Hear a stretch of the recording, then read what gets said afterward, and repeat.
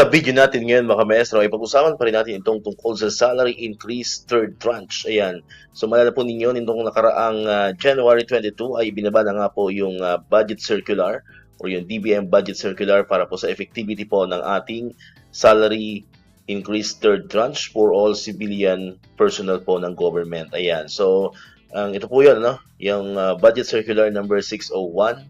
So ang subject po niyan ay implementation of the third tranche of the updated salary schedule of the civilian government personnel under Executive Order number 64 Series 2024. Ayan, so nakalagay diyan syempre ang effectivity itong ating third tranche ay ngayong January 1, 2026. So ang tanong po ng kamaramihan ay kung magkakaroon na ba tayo ng salary adjustment ngayon pong sweldo po natin ngayong January, especially po yung second half po ng sweldo po natin ngayong January 2026. Ayan. Sa tingin po natin ay malaki ang posibilidad na magkaroon na po tayo ng salary adjustment kasi nga ay mayroon na po siyang DBM budget circular. Ayan. Pero hindi pa po tayo sure. Yun po ay opinion lamang po natin kasi nga yun lang naman talaga ang inaantay po mga kamaestro para magkaroon na po ng salary adjustment. Usually is yung budget circular. And syempre mas masaya kung magkakaroon na po tayo ng ating salary adjustment. Ayan, kasi kung alam po ninyo, nung mga nakaraang taon, kadalasan kung hindi February, minsan na nga March pa nagkakaroon ng salary adjustment. So sana po ngayon ay mas maaga. Ayan, sana po ay mas maaga po nating matanggap po yung ating pong increase po mga kamaestro. Ayan. And syempre, yung SRI, ayan, yung usaping SRI pa rin.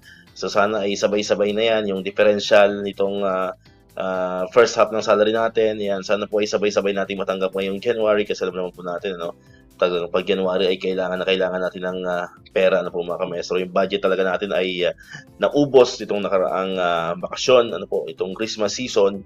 So napakalaking bagay po itong ating salary adjustment. And of course, ito pong ating SRI na hanggang sa kasalukuyan po ay patapos na po ang January ay marami pa rin, almost mahigit kalahati pa. Kasi ilan pa lang naman po yung mga SDO, parang wala pang 20 yata yung mga SDO na nakatanggap na ng full na 20,000 SRI. Pero the rest talaga ay wala pa po mga kamaestro. Yung iba, kulang pa ng 7,000. Yung iba naman ay 4,500. Yung iba naman ay 5,000. Depende. Depende po sa releasing po ng kanilang SRI. So yun po yung hinihiling po natin na sana nitong January na sahod po natin ay sabay-sabay na yan magsidatingan po mga kamaestro, yung SRI, then yung salary adjustment. Ayan, para mas masaya syempre yung mga kamaestro po natin. Alright, so dito ko natatapos itong ating video ngayon mga kamaestro. Kung di ka pa nakakapag-subscribe, click mo lang ang subscribe button dyan para ikaw yung unang nakapanood ng mga videos na na-upload natin. Katulad dito, yung mga updates pa rin about sa salary increase and other benefits ng mga teachers and government employees. And syempre, click mo na rin ang notification bell button para ma-notify ka, always updated ka pag may mga bago tayong uploaded na videos.